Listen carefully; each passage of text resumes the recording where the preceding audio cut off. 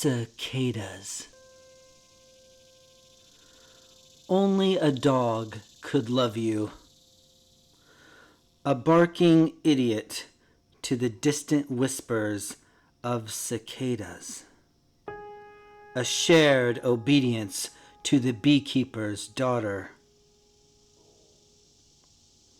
Mardi Gras parade, I stand cold, frozen face, to the loud thumps of the bass drum, the cadence of freedom, the twirling batons, showers of shiny beads tossed to a child left alone to play.